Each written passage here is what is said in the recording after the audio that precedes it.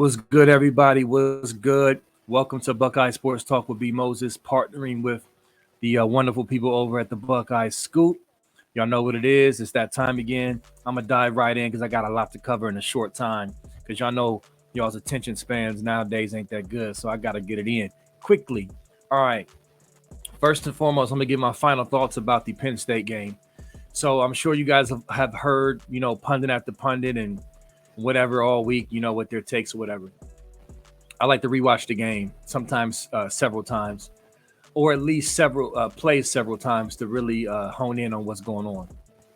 So with that said, off the top, a great win for this team. Great win. I have my overall takeaway is not negative, not even close to negative in this game. Now, in my heart, I was hoping we could finally get that elusive bloodbath we've been trying to get from these dudes. We have the potential and the talent to do it, but Penn State, we are their Super Bowl, and we are their rival in their minds. I think basically we're their measuring stick. They want to be where we are. They want our seat. They want our crown as far as our position. So they're going to fight us tooth and nail. That's one thing, your boy the coach of Penn State, why is his name escaping me right now? James Franklin. That's one thing he's going to do he's going to get his guys to fight Ohio State. Remember, this game literally saved his job back in 16? The blocked field goal, miracle crap.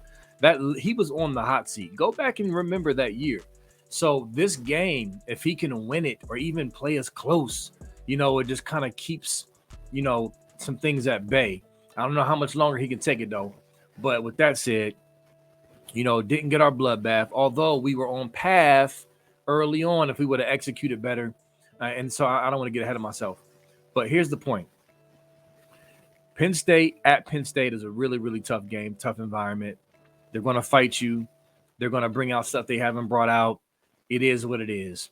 I think early on, we made some really big plays on defense, some turnovers that really could have opened things up. I think when Mayan Williams went down, I think that was sort of the beginning of the challenge of running the ball and just not being as crisp as we needed to be. Mayan Williams, I think that was his type of game as far as running the ball, like his style, his physicality. And I don't know if y'all heard, but Ryan Day said he got caught up in the chains. Like the chains was supposed to be dropped, and he got caught up in the chains, and it dinged him up. So that's unfortunate, man. It's like, why are players like it was JT Barrett getting hit by the cameraman at Scum, and like, man, what's up with that, man? But anyway, so that was kind of the beginning of our running game being hampered. So let me get into the running game. After rewatch, the run game wasn't as bad as some are trying to make it seem if you actually go watch the game. All right. So if you look at the offensive line specifically, and Ryan Day said this in his presser that, he didn't call anybody out by name, but he said, on some plays, there was just one guy, that would, he didn't say blown up, but I'm going to say get blown up, and it would just blow the play up. And Matt Jones really struggled, playing on the line on Saturday against Penn State. Now, I've had multiple people who are usually money with their information saying that he's been dealing with an injury, a leg injury, and he was being a warrior fighting through. And I get that. That's cool. But my question is, maybe they just don't trust Enoch Mahi, or maybe they just felt like he, maybe he was just saying, I'm fine. Ultimately, we won the game, but I'm just saying early on, struggles on the offensive line. There was some early snaps where the line just didn't get the push they needed. But there was quite a few plays where just a single guy would get blown up and it would just blow up the whole play. So there's that. Also, I already told you how I feel about the short pitch to the boundary, to the short side of the field. I can't stand it. It just doesn't seem to be productive. So there was a few of those. Mostly our stretch type plays were getting blown up. They just weren't working. Our guys weren't, consistently winning, against the guy across from them, on those plays. But what I did notice is the up the middle plays. They were actually pretty successful. If you go back and watch, even early on. Trey Henderson had a nice 9-yard run up the middle. Maya had a nice, I forget how many yards, nice gain up the middle. And it kind of went throughout the game, like speckled throughout the game. So watching our run game, it's like it's not, and even hearing DeJuan Jones and Paris Johnson in the interviews this week, they talked about, man, that was just like one thing here. It was like we were right there. There was a couple of plays we were there from breaking big ones. Like this, people want to kind of get nervous about last year and compare last year to this year. And I don't think it's the same. I understand the PTSD of it, being afraid of last year's run struggles and saying, okay, well, this is what's going on now. It's not quite the same. We still have improved in the run game, but we still got to clean some things up.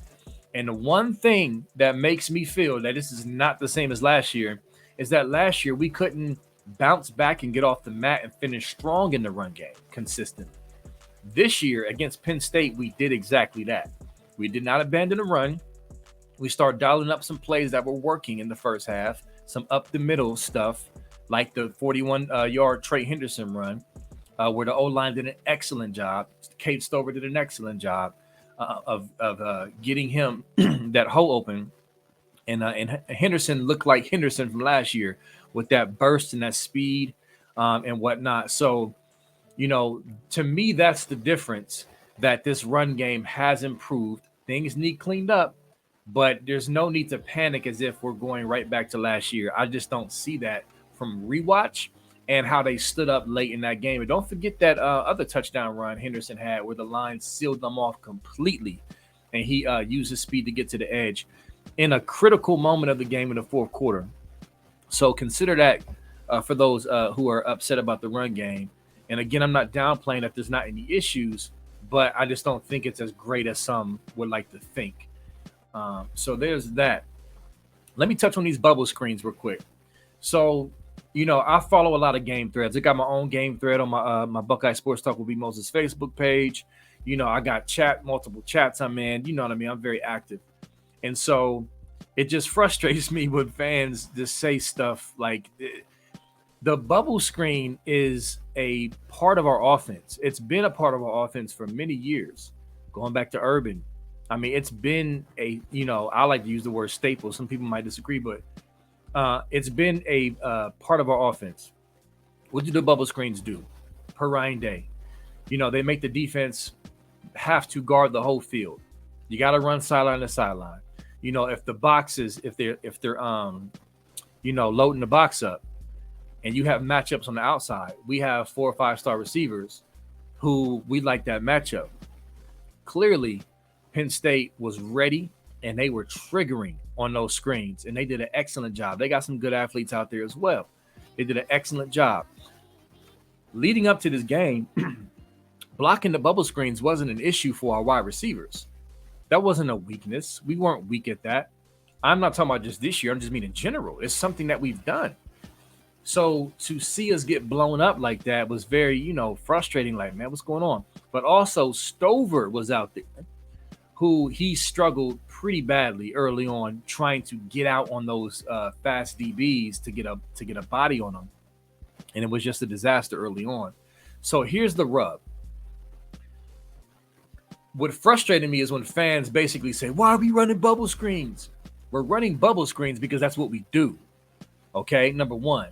Now, here's the issue. The question is not should we run bubble screens. The question is how soon do we abandon said bubble screen when we see that it's not working.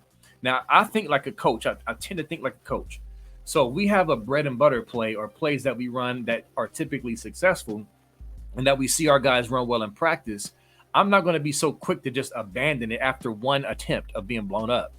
So the question is, in the gray area and the subjective area is, okay, at what point do you abandon? I think the crime that people can rightly say, OSU is guilty of is maybe not abandoning it soon enough. Not that we shouldn't have been running the bubble screens, but how soon do you either abandon them or you basically make them pay for their aggression? Pump fake, send somebody over the top, send somebody over the middle. The over the middle stuff was definitely working. Now listen, we can't see everything. We don't have the all 22 film. It's a little tougher on TV to see exactly what Penn State was doing on the back end to possibly deter us from, throwing down the middle of the field. But I digress. The point is that the bubble screen issue, they need to address it in practice, because I don't feel like that's something we need to just scrap because we've been so successful. We just need to figure out what was going on from a technique standpoint, and then also figure out, okay, if that happens again, what will we have in our bag to counter it quicker? That's the issue, in my opinion, with the bubbles. All right, trying to move quickly here. Got a lot to cover. So going back to Cade Stover. Cade Stover overall had a fantastic game. He struggled in the beginning, sort of a mixed bag. He struggled with the blocking on the perimeter. But I don't know if maybe, I'm assuming Stover has done well in practice with that. Obviously, that they put him in a position on the field to do that, and it just didn't work out in the game, because you wouldn't do that if he struggled in practice, right? So maybe that's something either he can get better at, or they can just say, nah, we're not going to do that no more. But other than that, he was fantastic. He sealed off two guys on that Henderson run for the touchdown. Obviously, he did a great job of selling the blocking on that play where he scored on, where he stopped and blocked, and then he leaked out, caught the pass, and then got his Farmer Gronk on and stiff armed, and this little boy, get off me, little boy, 3 different Penn State defenders for the TD. Like, that's what I'm talking about. You feel me? I was just so amped for the dude, and obviously for the team, but that was dope, man. You can't get more beast mode than that. So he had a great game overall. So really, that kind of wiped out the blocking issues from the beginning, in my opinion. All right, moving on. So Henderson, real quick. So just to touch on Henderson. Now, I feel like this game was a confidence builder, momentum builder for Henderson. Henderson has not been bad this year. He's just been a little ouchy. He was a little ouchy last year. That's the challenge with him, is him staying healthy. He's been dinged up. He's had the foot. I mean, he's just been fighting injuries, but he hasn't been bad. He's shown some good things in these games. We just haven't seen, the breakaway 80-yard, 60-yard, pow, from him this year. So that is what it is. But I think he needs to continue to, trust the play and not be. Now, listen, there's a fine line, because I know people are complaining about him dancing. Going back and rewatching the game, on a few of those plays, he was dancing because there was someone getting blown up in front of him, and he had to dance around him to try to get upfield. So that's not on him. Now, if there's a situation where, look, the O-line is doing their job, they're getting pushed, and you have to pick a hole and you dancing, that's on him. So with that said, him stepping up and hitting those 2 touchdowns, especially the 41-yarder, right up the gut, no hesitation, using that speed to outrun the safety. To me, that was beautiful. And if I'm him, my confidence is building to say, you know what, I got this down the stretch. I'm about to step up and really do some damage. So I'm hoping that's the case with Henderson. And with Mayan, I'm just praying he gets healthy, and gets ready. They said he was in practice, no knee brace, looked full go. I wouldn't be surprised if he still doesn't play this week, but we'll see. He's going to do what he does. Love the kid, strong runner. That touchdown run he had where he drug all those defenders for 5 or 6 yards to score was beautiful. And we're going to need all of that down the stretch. All right. So let me move on to Marvin Harrison Jr. So obviously the kid is a monster. He really showed, if there was any doubt, because I've heard people say, man, he can't get open, with man coverage, which was weird to me. I'm like, we've seen him. The only game he really struggled, in my opinion, was Notre Dame. That was the first game of the season. Big stage, first game, first time starter per se. I know the Rose Bowl he started, but he's really been getting open more and more throughout the year. And he just showed, his pedigree, man. That dude, it wasn't just the spectacular stuff. He was just catching the ball cleanly, getting open, hand fight with the DB, great routes. It was just great. So we need to make sure he stay healthy because he's a problem. I don't care what secondary he goes up against. Obviously, man, I don't have to go on about Marvin that much. He absolutely killed it. And if we do get JSN back, and listen, let me address that too. I told you I got a lot to talk about. So I've been of the opinion, just based off of logic, facts, everything that we do know, is that because some people, what irritates me slightly is when people have been, saying, "Oh, well, he's done." It's like a month ago. He's no way he's coming back. How do you know that? And people want to cite Nick Bosa. It's not the same. He had a groin that had to have surgery. Like it's two different animals, two different people. People like to superimpose and project other things onto other situations out of fear and out of whatever. So this situation with Jackson Smith and Jigba, everything from that I'm hearing, that we're all hearing, is that he wants to play. He's trying his best to play. He was not rushed back against Toledo. No one, basically twisted his arm and said, "You got to play." He wants to play. Okay, now you can debate about how many snaps he played and if that was on the coaches or not. But the point is, nobody's rushing him back based off of anything we've heard. He wants to play. So I do think there's value in him coming back for, the scum game and that stretch run, because I don't feel like, I know some people believe that he has enough film and stuff like that for the scouts. And maybe he does, but I'm not convinced he does.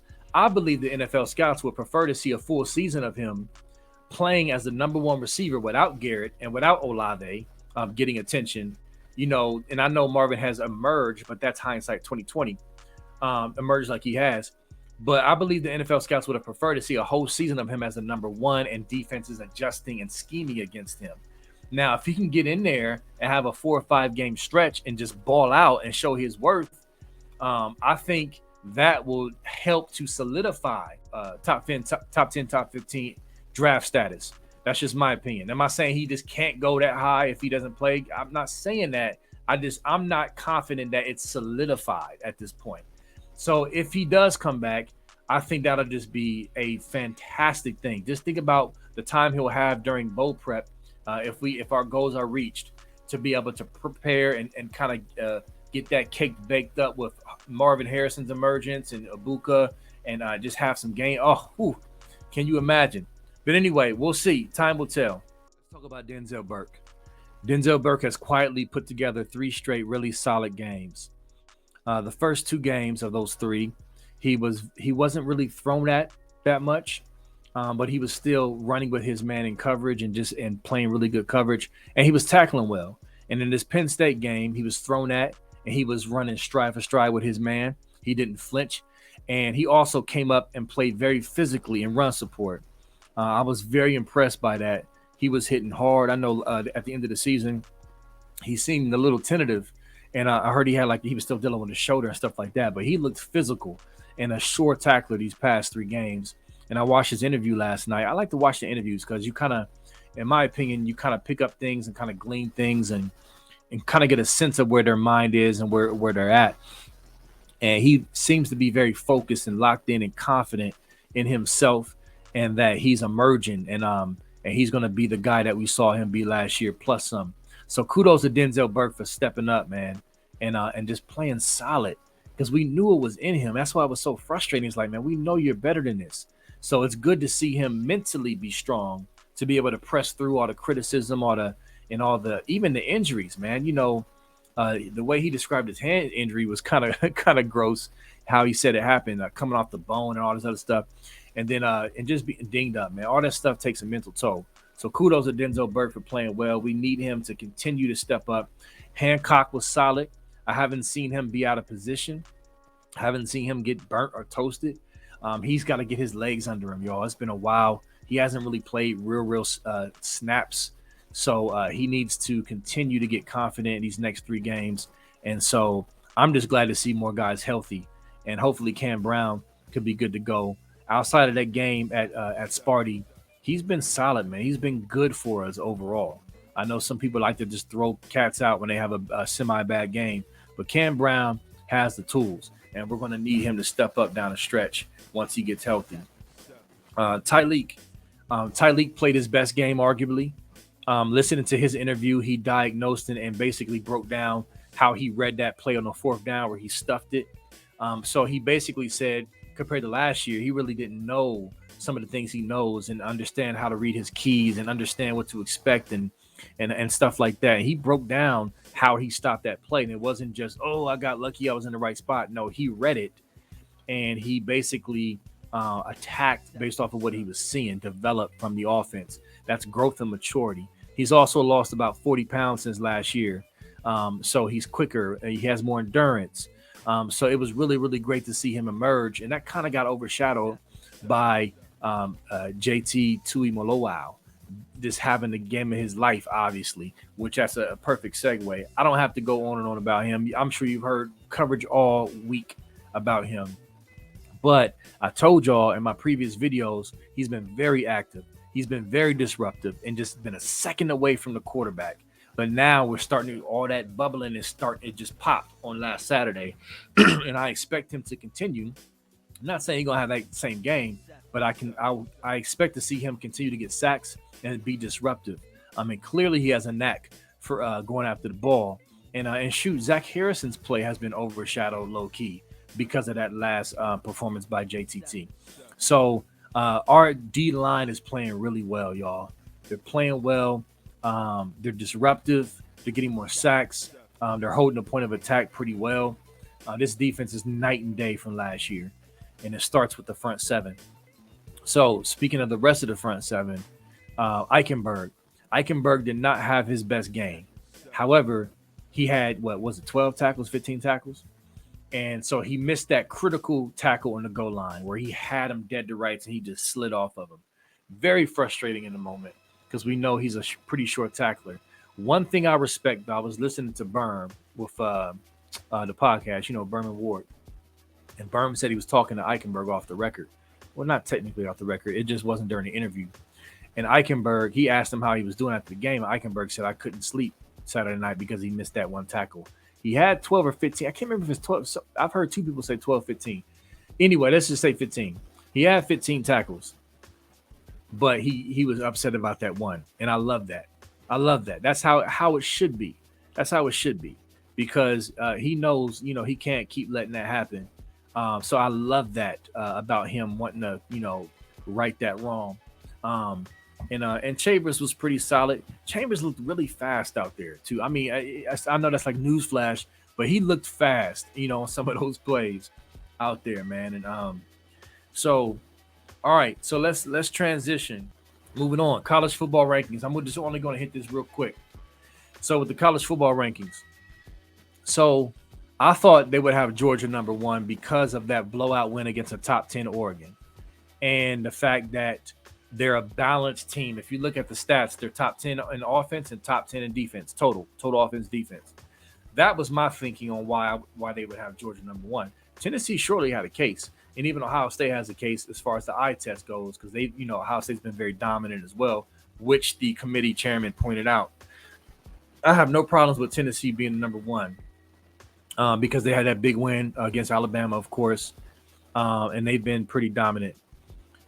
So Scum at number 5, I cracked up laughing because I was actually expecting them to be number 4, but we all know why they're number 5. And I've been telling them, anybody who follows my Facebook page ever since the offseason, pointing out that schedule. Do you see this non-conference schedule? Do you understand how horrible this is? And then week after week, more pundits, more national people started to pick up on it like, dang, this schedule is extra trash. But they want to try to compare it to our schedule. Well, our schedule's not much different than yours. And Toledo would beat all them teams by 2 touchdowns. Stop. It's not comparable. Stop comparing Ohio State's schedule to Michigan. You can't compare it. Stop it. So, and we saw the fruit of that, in the rankings. So, with that said, games got to be played. It doesn't matter. It's going to work itself out. We understand that. So, obviously, the big game against Tennessee and Georgia is this Saturday. We're going to see what happens with that. Alabama, LSU. And, of course, we got Scum on the 26th. Can't wait. And that's bubbling up and ramping up. Everything's going to work out how it should. But it was very curious to see how the committee would do the first rankings. Also, Tennessee fans, For some reason, I've been getting like several Tennessee trolls, man, just trolling my page. Tennessee fans is like, what? Like, but what's funny is they're coming with an arrogant Bama swag. You would think they was Bama the way they talking and the way they strutting around. You know, just y'all better do this and y'all better do that. Listen, Tennessee's a good program this year. They're really good. They got a really good quarterback, explosive offense. Respect, kudos for what they're doing this year. But you ain't won nothing yet. And you haven't won anything in a very, very, very long time. Chill. You know what I mean? It's just like, do you know who we are? Do you know what we've done? We're the most consistent program not named Bama in the past 20 years plus. So yeah, miss me with that. If you think you won't come to my page or to a Buckeye site and just try to, little boy us like you, huh? Dude, chill. It's a lot of football to be played, man. Y'all goofy with that. And it's good to be number one right now. I'm sure it feels good, but it doesn't matter right now. What matters is who's number one at the end, right? So I know y'all excited. It's been a while. And, it's like, welcome to the big boy table. We've been here for a while. And the big boys ain't always going to win every game. They're always going to win them all. But we've been at that table for a while. We're 3-3 in the playoffs with a national title, with a win over Bama, and a dominant win over Oregon, and a dominant win over Clemson. So, the only two better records in the playoffs is Bama and Clemson. So, yeah, just wanted to acknowledge that, man. Like, it's cute, you know what I mean? But we're going to see. It's a lot of football to be played, like I said. And so I'm going to end it there. I could go on because I got a lot more to address. But I'm going to end it there, man. But a lot going on, and I'm excited. Make sure y'all follow my page on Facebook, Buckeye Sports Talk with B. Moses. Also Instagram, same thing, BMoses30 on Twitter. Make sure y'all like and subscribe this video. Subscribe to Buckeye Scoop YouTube channel and their podcast on Spreaker.com. Make sure you get at me in the comment section.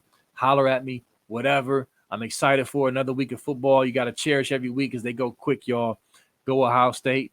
Beat the nerds. Peace.